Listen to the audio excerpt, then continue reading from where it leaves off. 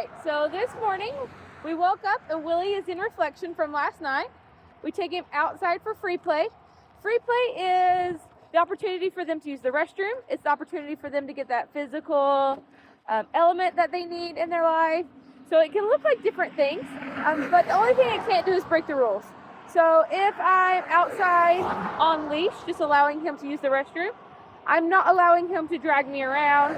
I can have it just around his neck in a slip lead and give him the freedom to kind of move around as he wants to move around. There's a cow staring us down. But I'm not letting him pull me or jerk me. Oh, that cow's chasing us now.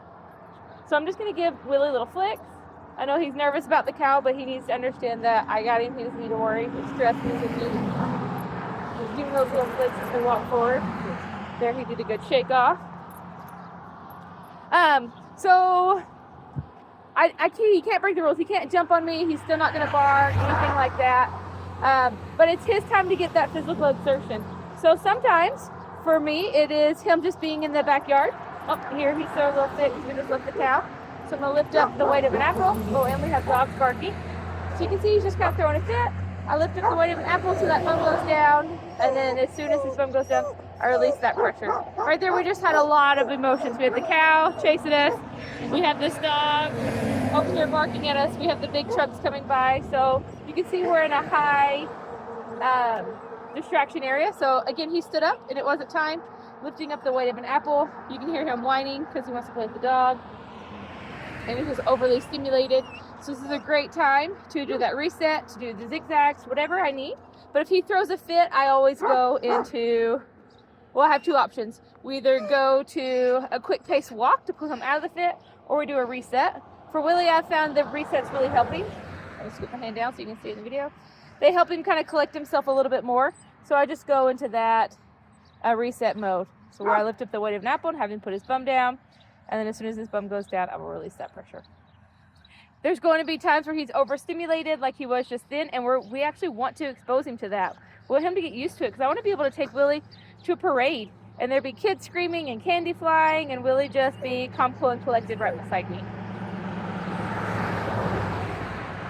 There, bum goes down, leash goes down. If his bum goes up, the leash will go back up. So it's about exposing him to all those things. Obviously, I can't make a dog come bark at me or a cow come chase me, but it was perfect for being able to just help him work through that. So we'll come up and down here a lot today since the cows are out, and we'll just practice him being calm, cool, and collected. Again, I can stomp and I can move. There, he stood up as soon as I started moving. So I'm lifting up the weight of an apple. Bum went down, hand went down. Now I'm still stomping and he's being nice and calm. Once he's not whining, we'll walk on by giving that flick. All right, so we were talking about free play. Free play can look like lots of things, but it can't break the rules. Sometimes for us, it looks like just being on a leash in the backyard, me just holding the leash and him just getting to use the potty, and then running on the treadmill. Sometimes it looks like him getting to go to Rough Life and playing with friends over at the kennel. Sometimes it looks like just being free in the backyard to do his own thing. Here he's throwing a fit because he wants to see the dog. I'm going to lift up the weight of an apple. I'm going to drop that leash, and then we're going to start walking. He doesn't want to go right now. He's throwing a fit, so I kind of pulled through because we just had a reset, and I said, no, sir, we are going to walk. We're not going to go play with that dog. So that was an example of utilizing both. I gave him the reset moment, and he had it, but then it turned to more of a, it wasn't I need a mental break anymore. It was, I demand something, and I said, nope, we're going to keep going. So I'm not avoiding the dog.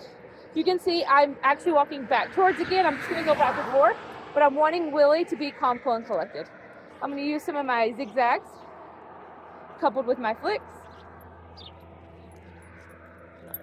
and get Willie paying attention to me. There. That's much nicer. So there you got to see both, right? You got to see the reset when he was throwing a fit, and then he sat, but then it became a demanding instead of just like I need a mental break. So we just walked through that one, and now he's doing awesome.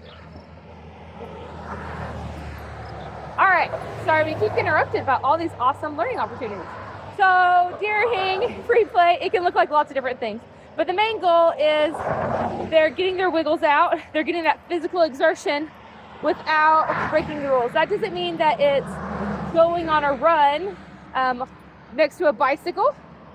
because then it would be more of a training walk because I would need to have that leash over the nose.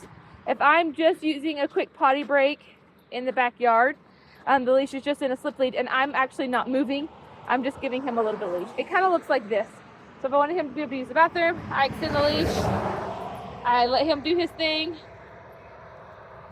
while I have a loose leash, but I'm not moving around with him. I gave him the opportunity to go potty, which he's taking it up on even though we just went to the bathroom, so that's great. And then when I'm ready, I'm gonna pull him back in, right? So you can see how that wouldn't be for that free play. That's not a lot of movement. So then I would need to do the treadmill or placing on a zip line from like tree to tree where he's able to run around and get those wiggles out, get that physical exertion. Or if you have a fenced in backyard, putting him in the backyard, playing fetch, letting him play with his other doggy friends. Those are all great ways for him to get those wiggles out in an appropriate manner. So we went from reflection to free play. Now we're doing our training walk. We're utilizing the 5 tools. Anytime pressure is created, that's when we utilize the 5 tools.